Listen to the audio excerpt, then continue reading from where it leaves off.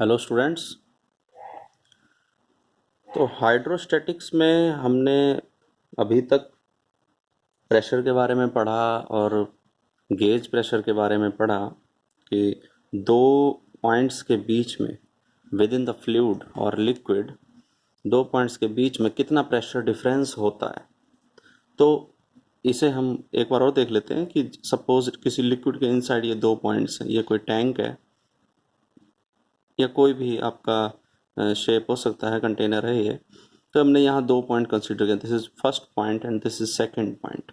Obviously ये किसी liquid से फिल्ड है, तो इन दोनों के बीच में वो गैस भी हो सकती है, कोई प्रॉब्लम नहीं है, हम फ्लूइड की बात कर रहे हैं, ठीक है ना। ऐसा कुछ नहीं है कि कोई लिक्विड ही हो या गैस ही हो, इसमें कोई भी हो सकता है। तो फर्स्ट पॉइंट और सेकंड पॉइंट, ये दो, इन दोनों के बीच में जो वर्टिकल सेपरेशन है दिस इज हाइट, एच से मैंने रिप्रेजेंट किया है। तो इन दोनों के बीच में जो गैप है वो एच है, ओके। और यहाँ जो भी मैंने फ्लूइड लिया है उसकी डेंसिटी रो है। तो जो इन दोनों पॉइंट्स के बीच में जो प्रेशर डिफरेंस होगा which is P1 minus P2, okay. P1 obviously ऊपर है तो मुझे क्या लिखना चाहिए, P2 माइनस P1। डाउनवर्ड क्या होगा, जो प्रेशर होगा वो लिक्विड का या फ्लूइड का बढ़ता जाएगा और is equal to the pressure difference between these two points, यही है। और वो क्या होता है, एच रो जी होता है। This h rho g is called gauge pressure, इसी को हम बोलते हैं गेज प्रेशर, ओके।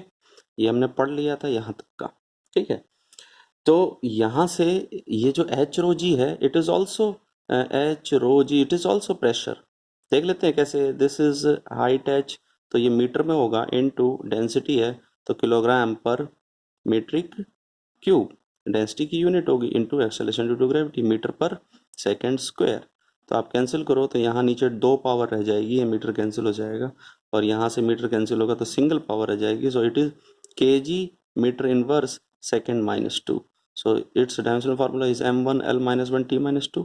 और यही सेम यूनिट किसकी आती है, प्रेशर की आती है, अगर हम कैलकुलेट करें force upon area, okay. This is kilogram metre per second square, ये तो मैंने फोर्स लिखा, डिवाइडेड बाय एरिया, तो नीचे मीटर स्क्वायर, तो one power cancel metre and kilogram, metre ऊपर जाएगा, पावर माइनस वन, सेकेंड ऊपर जाएगा माइनस टू, तो ये सेम यूनिट्स हैं। So this h rho g is also pressure, इसको हमने क्या बोला, गेज प्रेशर, ठीक है। चलिए, अब एक टर्म आती है जिसको हम बोलते हैं hydrostatic paradox. Hydrostatic paradox, actually paradox word का मीनिंग होता है कि जो देखने में इम्पॉसिबल टास्क लगता हो, दो ऐसे कोई भी process at A time happen हो रहे हों, एक साथ होते हों, तो उनमें इम्पॉसिबल सा कांटेक्ट हो, ओके। तो यहाँ पर क्या है, जैसे अगर मैं वेसल की शेप अलग अलग ले लेता हूँ। सपोज आपके पास एक कंटेनर है, उसमें जो आपके पास ये जो कंटेनर की शेप है वो कुछ ऐसी ऐसी मैंने शो की, इसमें लिक्विड फिल्ड है, ओके। और यहाँ पर हमने क्या किया है, प्रेशर को कैलकुलेट करने के लिए एक ये पिस्टन लगाया हुआ है। तो मैं यहाँ से कैलकुलेट कर सकता हूँ प्रेशर कितना होगा। एक और शेप ले लो, आप कोई भी शेप ले सकते हो, आप एक वर्टिकल जैसे हम नॉर्मली लेते हैं वैसी शेप ले लो, और लिक्विड इसमें फिल्ड है, ओके। यहाँ भी हमने कैलकुलेट करने के लिए पिस्टन लगा, और कोई शेप ले लो आप, कोई सी भी शेप ले लो, ये शेप ले सकते हो आप, ठीक है। और इसमें भी लिक्विड सेम, लिक्विड फिल्ड है, लिक्विड सेम है। और एक और कंडीशन क्या है कि जो इनका जो ये अपर लेवल है, जो हाइट है, वो इनकी क्या है, सेम है, शेप अलग अलग है, लेकिन अगर आप इनके बीच का वर्टिकल सेपरेशन देखोगे तो वो तीनों में ही एच मिलेगा। ये एच मान लिया मैंने एक का, तो दूसरे में भी उतना ही है, तीसरे में भी उतना ही है, ठीक है। तो जो प्रेशर होगा at the bottom will be same in all the cases. It will not depends upon the shape of the vessel, कि जिसमें आपने फ्लूइड लिया हुआ है, लिक्विड या फिर गैस जो आपने इसमें फिल्ड है, किया है, आपने फिल किया है, उस पे शेप पे डिपेंड नहीं करेगा। It means the main factor is vertical separation between two points. तो वर्टिकल सेपरेशन अगर आप देखोगे तो वो ये होगा, यहाँ भी वर्टिकल सेपरेशन सेम है और इधर भी वर्टिकल सेपरेशन सेम है, ओके। तो जो प्रेशर चेंज आया, change in pressure delta P आया दो पॉइंट्स के बीच में, वो एच रो जी पे डिपेंड करता है। एच क्या है? It is vertical separation. तो यहाँ से ये बात समझ आती है कि अगर आप किसी फ्लूइड के इनसाइड, अगर आप ये देखते हो कि ये सपोज कंटेनर में फ्लूइड है, लिक्विड फिल्ड है मान लो, तो दो पॉइंट्स मैंने ये लिए हैं, this is first point, this is second point. तो इनके बीच में प्रेशर डिफरेंस होगा, वो होगा एच रो जी होगा, ठीक है। और अगर आप यहाँ दो पॉइंट्स ले लो, this is third point and this is fourth point, तो ये दोनों सेम हॉरिजॉन्टल लेवल पे हैं। इट मीन्स इनके बीच में जो वर्टिकल सेपरेशन है एच है वो क्या है? जीरो है। तो इनके बीच में जो चेंज इन प्रेशर होगा वो क्या होगा? जीरो होगा। ओके, तो सेम हॉरिजॉन्टल लेवल पे ऑन या at same horizontal level pressure inside fluid is same. Pressure क्या होगा? इनसाइड फ्लूइड सेम होगा। लेकिन जब वर्टिकल सेपरेशन आप कवर करोगे, वर्टिकल डिफरेंसेस होंगे उनमें, तो वहां पर प्रेशर डिफरेंस भी आएगा। So this is called hydrostatic paradox, कि किसी भी शेप में आप फ्लूइड को फिल करो, कंटेनर की शेप कैसी भी हो वो मैटर नहीं करता।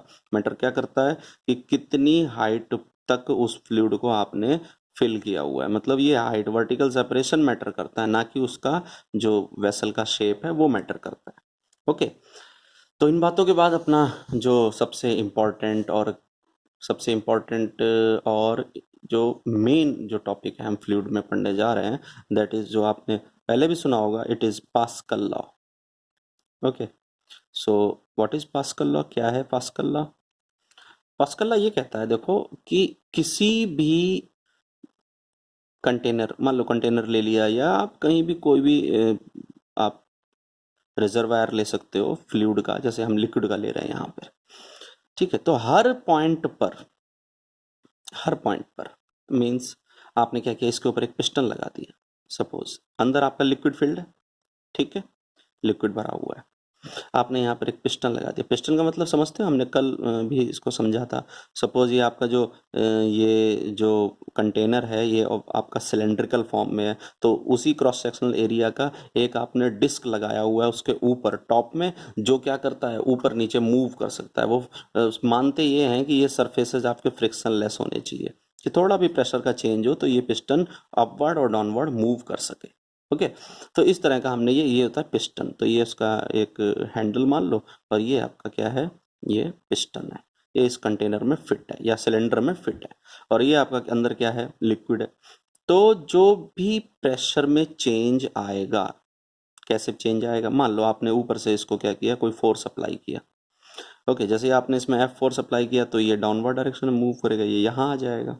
यहाँ आ जाएगा तो ये जो आपका लिक्विड है ये कंप्रेस हो जाएगा, तो प्रेशर बढ़ गया ना, वॉल्यूम डिक्रीज हुआ, प्रेशर बढ़ गया। कितना प्रेशर बढ़ा, वो प्रेशर का जो डिफरेंस होगा, यहाँ आप प्रेशर में चेंज कैलकुलेट करो, यहाँ प्रेशर में चेंज कैलकुलेट करो, या बॉटम पे चेंज कैलकुलेट करो। हर पॉइंट पर जो चेंज इन प्रेशर अब आया है, मैं मानता हूँ कि प्रेशर बढ़ गया है ना, आपने कंप्रेस किया ना इसको, तो प्रेशर बढ़ गया होगा इनसाइड हर पॉइंट पे। तो हर पॉइंट पर जो चेंज इन प्रेशर है वो इक्वली इंक्रीज हुआ है। सपोज यहां से कोई स्मॉल पी प्रेशर आपने क्या किया, बढ़ा दिया, आपने अप्लाई किया, तो इस पॉइंट पर जितना भी प्रेशर था पहले, P1 प्रेशर था, उसमें स्मॉल p ऐड कर दो। यहाँ पर सपोज P2 प्रेशर था, तो उसमें भी आप स्मॉल p ऐड करो, और बॉटम पे आपका P3 प्रेशर था, तो उसमें भी आप स्मॉल p ऐड करो। इट मीन्स जो प्रेशर में चेंज है वो हर जगह कैसा है? इक्वल है। इसको ना बड़े एक इजी वे में समझ सकते हैं। जैसे आपने क्या किया, एक ये सॉलिड सरफेस लिया, और इसके ऊपर आपने एक ये मास रखा हुआ है, सपोज ये 10 kg का मास है। इसके ऊपर हमने एक और मास रख दिया, सपोज ये 8 kg का मास है। इसके ऊपर एक और मास रख दिया हमने, और वो आपका सपोज 6 kg का मास है। ओके, तो मैं आपसे ये क्वेश्चन सब बहुत सिंपल क्वेश्चन पूछ रहा हूँ। जैसे ये है आपके पास सरफेस है, इस सरफेस पे टोटल जो मास जो होगा, जो यहाँ पर फील हो रहा होगा, इस सरफेस पे जो मैंने अभी डार्क किया है, जो बॉटम है, एक्चुअली सरफेस है जिस पे ये सब कुछ रखा हुआ है, वहां पर कितना फील हो रहा होगा? ये होगा 10 और 8, ये 18 हो गया, और 18 और 6 कितना हो गया?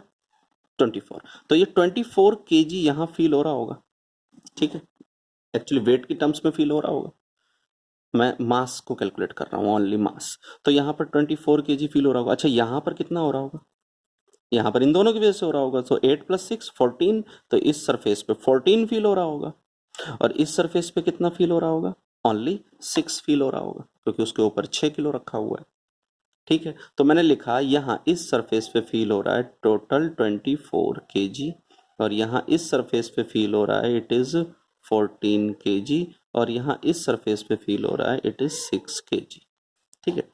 अब हमने क्या किया, इसके ऊपर एक और मास रखा। अब मैंने इसके ऊपर एक मास रख दिया, वो मास है सपोज 2 kg का, 2 kg का मास रख दिया, ठीक है। तो बताना अब इस लास्ट में यहाँ पर कितना अब मास फील हो रहा होगा, इसमें ये 2 ऐड हो जाएगा, 2 kg ऐड हो गया, ठीक है। यहाँ कितना फील हो रहा होगा, ये 8 + 6 14 + 2 16, मतलब 12, 14 में 2 kg यहाँ भी ऐड हो गया।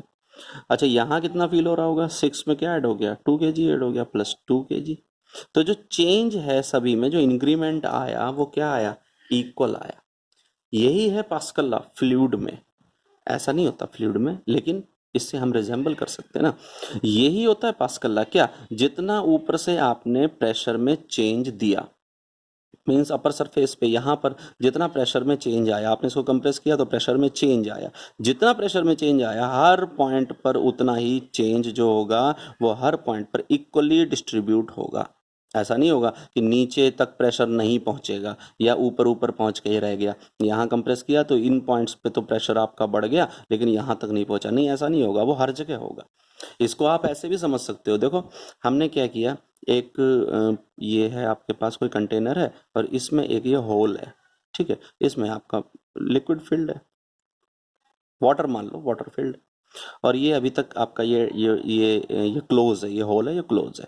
मैंने क्या किया, इसके ऊपर एक पिस्टन लगा दिया, ठीक है, पिस्टन लगा दिया। अभी पिस्टन मेरा मूव नहीं कर रहा है, जैसे ही आप इस होल को खोलोगे तो क्या होगा, यहाँ से पानी ऐसे निकलेगा और यहाँ गिरेगा जाके, कुछ इस तरह का ही फ्लो होगा, ओके, ऐसे करके गिरेगा यहाँ पे जाके।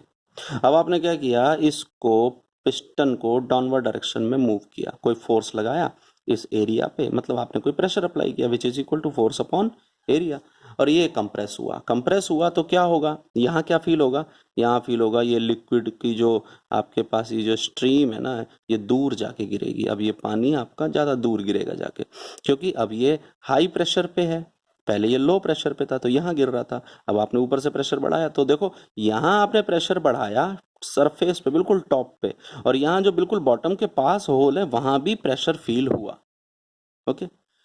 यहाँ से हम कैलकुलेट भी कर सकते हैं कि कितना प्रेशर में चेंज आएगा, वो सेम आएगा अकॉर्डिंग टू पास्कल लॉ, जैसा कि हमने यहाँ समझा अभी इन मासेज के केस में, ओके।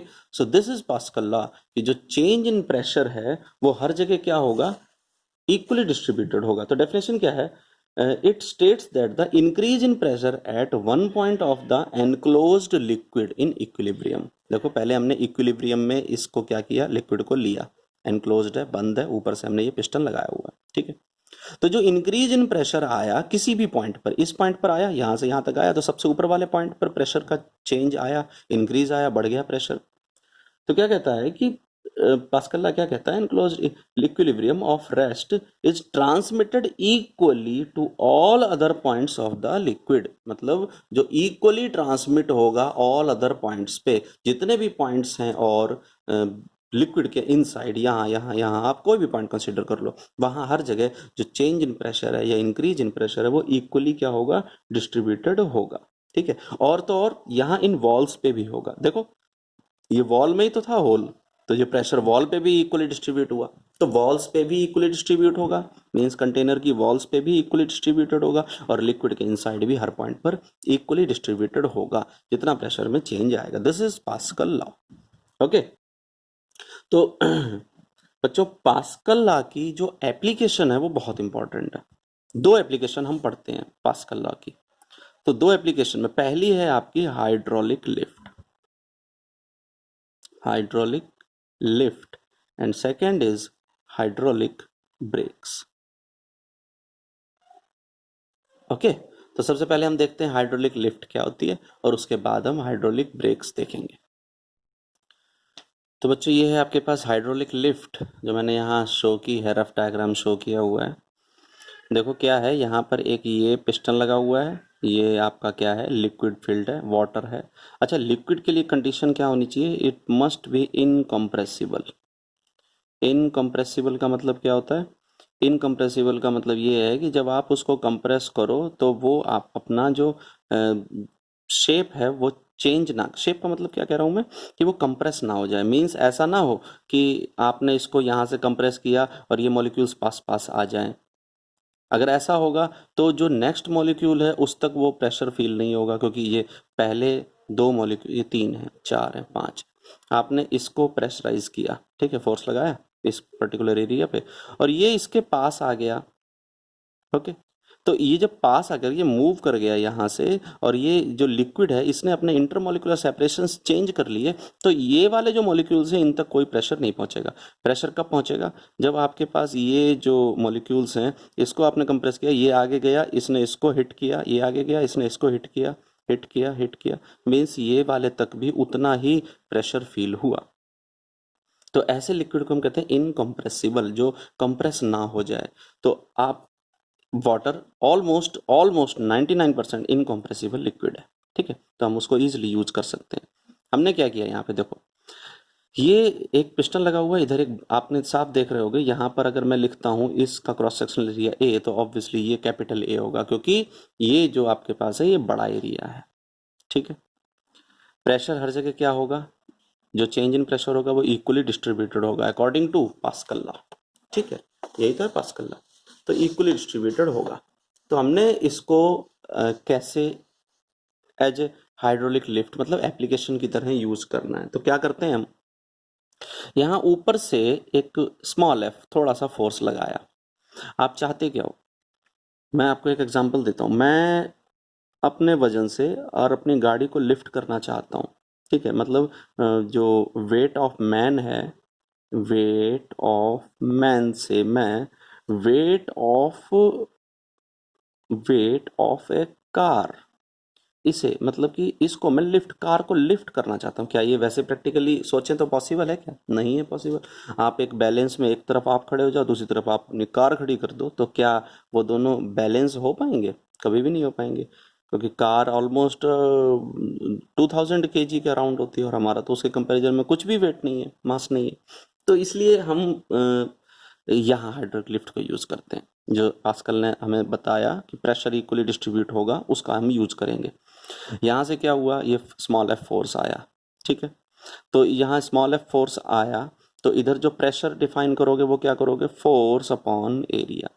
ये वो प्रेशर है जो अभी यहाँ, पहले जो प्रेशर था वो था, अभी इतना प्रेशर एडिशनल आया, तो ये प्रेशर हर जगह इक्वली डिस्ट्रीब्यूट होगा, लिक्विड में किसी भी पॉइंट पर और ये कंटेनर की वॉल्स पे भी।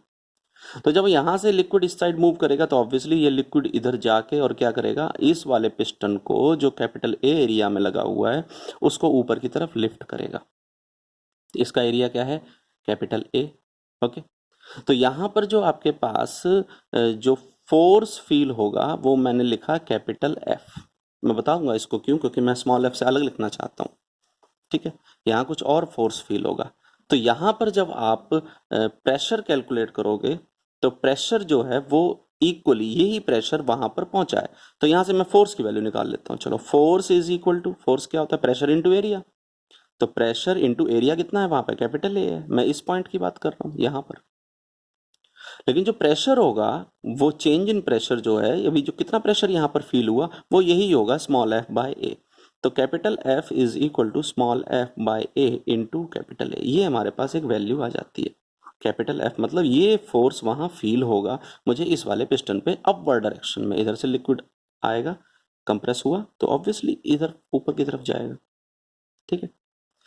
तो ये जो स्मॉल एफ फोर्स है ये कहाँ है, ये फर्स्ट स्मॉल पिस्टन पे अप्लाई हो रहा है। ये कैपिटल एफ फोर्स कहाँ है, ये आपका लार्ज पिस्टन है उस पे अप्लाई हो रहा है जिसका एरिया कैपिटल ए था। तो आप यहाँ देखो स्मॉल एफ तो आपका आपने अप्लाई कर दिया, इधर आप रेशो देखो small A capital A upon small A की, and this value is greater than 1, greater than 1 होनी है, क्यों, क्योंकि न्यूमरेटर बड़ा है, कैपिटल ए बड़ा है, स्मॉल ए से, ये एरिया बड़ा है इससे, तो ऑब्वियसली 1 से ग्रेटर वैल्यू आएगी। 1 से ग्रेटर वैल्यू आएगी तो एफ की मल्टीप्लाई 1 से ग्रेटर वैल्यू पे होगी, 1 से ग्रेटर वैल्यू से होगी। तो जो स्मॉल एफ है वो जब 1 से ग्रेटर वैल्यू से मल्टीप्लाई होगा तो capital F obviously small F से बड़ा हो जाएगा। तो देखो जब आप यहाँ स्मॉल एफ फोर्स अप्लाई कर रहे हो और यहाँ कैपिटल एफ फोर्स मिल रहा है आपको रिजल्ट में, और जो इससे मच लार्जर है, तो आप यहाँ एरिया बढ़ा के इस एफ को क्या कर सकते हो, और ज़्यादा इंक्रीज कर सकते हो।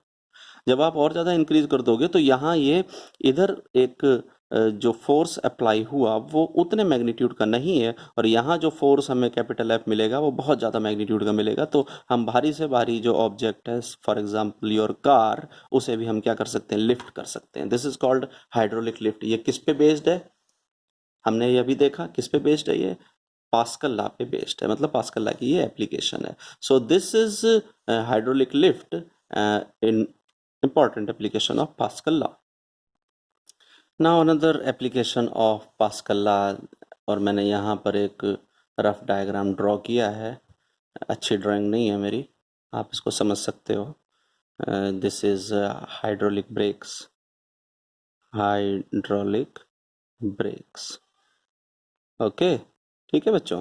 देखो बहुत सिंपल है, क्या किया आपने, आपने ये देखो ये ब्रेक पैडल है, ठीक है, ये ब्रेक पैडल है, यहाँ से हमने क्या किया, और अपने पैर से क्या किया, इसको कंप्रेस किया, दबाया दबाया, तो ये आपके पास, इसे बोलते हैं मास्टर सिलेंडर। ये मास्टर सिलेंडर मतलब ये मेन सिलेंडर है, ठीक है। उसके बाद ये देखो 2 सिलेंडर यहाँ दिखाई दे रहे हैं, ऐसे भी आएंगे, ठीक है। और इसके अंदर कोई ऑयल फील्ड है, हम यहाँ वाटर नहीं ले रहे हैं, यहाँ ऑयल फील्ड है, क्योंकि ये ना ये सारा बिल्कुल क्लोज सिस्टम होता है। वाटर लेने से क्या होता है, वाटर लेने से टेम्परेचर राइज होता है। जब टायर है, ये टायर है किसी व्हील, उसका व्हीकल का व्हील है ये, जब ये मूव करेगा यहाँ टेम्परेचर राइज होगा, तो वाटर का टेम्परेचर राइज होके वो हम इतना ज़्यादा एफिशिएंट नहीं हो सकता। टेम्परेचर राइज होगा, उसमें एवोपरेशन स्टार्ट होगा, ठीक है। तो ये आपका कूल लिक्विड होता है, ऑयल बोलते हैं इसको, ब्रेक ऑयल बोलते हैं, जिसका टेम्परेचर इतनी जल्दी राइज नहीं होता। Okay, so this is brake oil. अब क्या हुआ, हमने यहाँ से इसको कंप्रेस किया, ये पिस्टन आगे की तरफ मूव करेगा, ठीक है। पिस्टन यहाँ आ गया तो प्रेशर यहाँ एक्सर्ट हुआ, तो लिक्विड ये सारा जो, अब देखो ये पाइप जो आगे जा रही है ये दूसरे व्हील में जा रही है, और वहाँ पे जाके भी ये क्लोज हो जाएगा। जब ये क्लोज हो जाएगा सिस्टम, इसका मतलब अब ये हमने क्या पढ़ा था, एनक्लोज्ड होना चाहिए आपका लिक्विड, ओपन नहीं होना चाहिए ना। पास्कल लॉ में ये पढ़ा, देखो यहाँ पर भी जो हमने ये देखा है, इसमें भी ये ऊपर देखो पिस्टन मतलब एनक्लोज्ड है आपका, ये सिमिलरली यहाँ पे ये एनक्लोज्ड है सारा। तो हर पॉइंट पर जो प्रेशर यहाँ से फील होगा वो क्या होगा, इक्वल होगा। तो जब आप यहाँ से कंप्रेस करोगे तो ये जो प्रेशर होगा वो यहाँ पर आके क्या होगा, ये जो आपके पास गिवन एरिया है, इधर हम लार्ज एरिया ले लेंगे, तो क्या होगा, इक्वल प्रेशर एक्सर्ट होगा दोनों पॉइंट्स पर। तो ये जो आपके पास ये जो पिस्टन है ये बाहर की तरफ मूव करेंगे, ये इधर से प्रेशर आएगा, ऑब्वियसली ये बाहर की तरफ मूव करेंगे, बाहर की तरफ मूव करेंगे। और ये जो मैंने यहाँ से ये देखो सर्कुलर से 2 आर्क दिखाए हैं, इनमें लेदर बेल्ट लगी होती है, लेदर होता है, आयरन का जो बेल्ट होती है, ब्रेक होते हैं जो, वो इस रिम से टच हो जाते हैं जाके, ये टायर है अंदर से रिम है ये, तो जब ये टच हो जाते हैं तो इसमें फ्रिक्शन जनरेट होता है और फिर ब्रेक सप्लाई होते हैं। ये स्प्रिंग लगे होने का मतलब क्या है, जब आप यहाँ से रिलीज करोगे प्रेशर, तो प्रेशर यहाँ से जो चेंज इन प्रेशर आ रहा था वो भी रिलीज हो जाएगा, और फिर ये स्प्रिंग है, ये इनको वहाँ नहीं रहने देता, फिर ये जब यहाँ से प्रेशर लगना बंद हो जाएगा तो ये स्प्रिंग इन दोनों को वापस ले आएगा और ब्रेक लगने बंद हो जाते हैं। और ये इक्वली डिस्ट्रीब्यूटेड होने का मतलब ये है, सेम वही प्रेशर अगले टायर तक जाएगा, जैसे ये पाइप आगे की तरफ शो कर रखी है मैंने। So this is also application of Pascal law. हर जगह हर टायर तक क्या होगा, जो प्रेशर होगा वो इक्वली डिस्ट्रीब्यूटेड होगा। ओके, तो ये है हमारे पास एप्लीकेशन पास्कल लॉ की, hydraulic lift and hydraulic brake. अब देखो हमें प्रेशर पढ़ना है, तो प्रेशर हम अभी तक तो देखो हमने लिक्विड के बारे में थोड़ा पढ़ा, अब मैं आपको गैसीय सिस्टम के प्रेशर के बारे में बताऊँ। तो सबसे बड़ा गैसीय सिस्टम हमारे पास है हमारा एटमॉस्फेयर। तो एटमॉस्फेयर में क्या है, देखो ये सरफेस ऑफ अर्थ है, ठीक है, इसके ऊपर गैसेज हैं, आपको पता है 10 to 14 किलोमीटर्स तक क्या है आपकी सबसे पहली जो लेयर आती है, तो हमारा atmosphere within this region ही क्या है, कन्फाइंड है, बंधा हुआ है, ठीक है। तो इसके अंदर ही सारी गैसेस मिलेंगी जो surface near to surface of earth होगा, डेंसिटी बहुत ज़्यादा, उसके बाद डेंसिटी क्या होती जाती है, डिक्रीज होती जाती है, लेकिन ऑलमोस्ट 14 किलोमीटर तक मैक्सिमम हमें ये सभी गैसेस के ट्रेसेस मिलते हैं, ओजोन तक के ट्रेसेस मिलते हैं, उसके ऊपर ऐसा कुछ नहीं है। तो अगर आप इस टॉप पॉइंट को कंसिडर करो तो ये जो टॉप पॉइंट है ये आपका, ये एटमॉस्फेयर का क्या है, टॉप है, और सरफेस पे जाके एटमॉस्फेयर आपका क्या होता है, ये एंड होता है। सो this is the vertical separation between these two extreme points of atmosphere। ये आप मान सकते हो यहाँ से स्टार्ट हुआ, यहाँ एंड हुआ, या यहाँ से स्टार्ट हुआ, यहाँ एंड हुआ। सो this is the vertical separation, आप इसको h लिख सकते हो। This is the height of atmosphere. Okay, तो ये जो है हम जो पढ़ रहे हैं, दिस इज एटमॉस्फेयर। तो एटमॉस्फेयर में गैसेस हैं, सभी को पता है, और गैस को हम क्या बोल रहे हैं, फ्लूइड। तो फ्लूइड क्या करते हैं, प्रेशर एक्सर्ट करते हैं, ये हम अभी से शुरू से पढ़ रहे हैं इस चैप्टर में। तो जो सरफेस है इस पर भी तो ये जो पूरा एटमॉस्फेरिक जो हमारा सिस्टम है, या कह लो एटमॉस्फेयर है अर्थ का, ये पूरा जो एटमॉस्फेयर है ये इस सरफेस पे कुछ ना कुछ प्रेशर एक्सर्ट कर रहा होगा ना। देखो यहाँ पे सारी गैसेस हैं ये, तो ये डाउनवर्ड डायरेक्शन में क्या कर रहे होंगे, कोई ना कोई प्रेशर एक्सर्ट कर रहे होंगे इस सरफेस पे। So this pressure is called atmospheric pressure.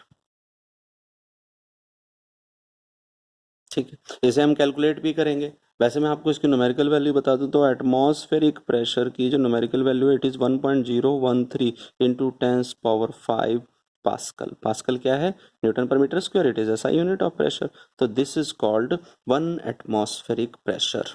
ये है आपका एटमॉस्फेरिक प्रेशर।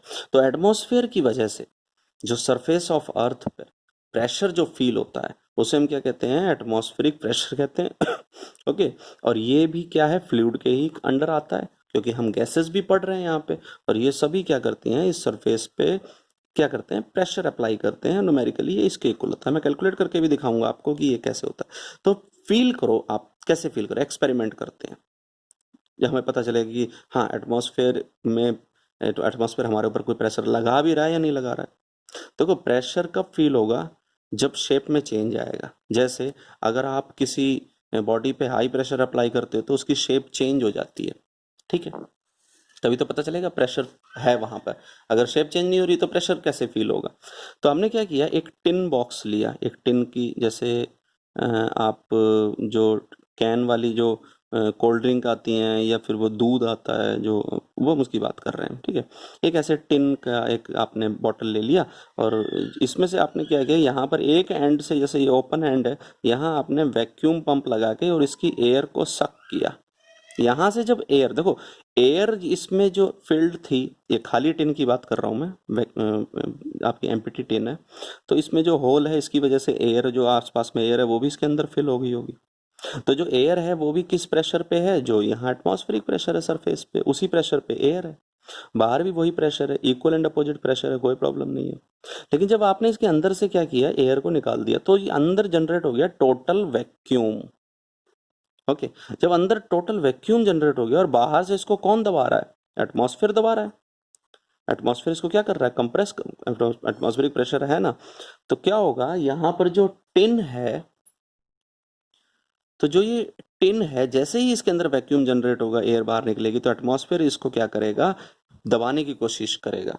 ओके, अच्छा इसको हम क्या कहते हैं, जो ये दबाने की क्यों हो रहा है ऐसा, ये बाहर से प्रेशर है एटमॉस्फेयर का, अंदर कुछ भी नहीं है, इधर से भी प्रेशर, अंदर कुछ भी नहीं, हर तरफ से होगा। 3 डायमेंशनल आप सोचो तो हर तरफ से प्रेशर लग रहा होगा एटमॉस्फेयर की वजह से, और वो इस जो आपका जो टिन बॉक्स है इसको क्रम्बल कर देगा। ओके, ये हर तरफ से ये दब जाएगा, जिससे हमें फील होगा कि हाँ एटमॉस्फेयर कोई प्रेशर एक्सर्ट कर रहा है हमारे ऊपर।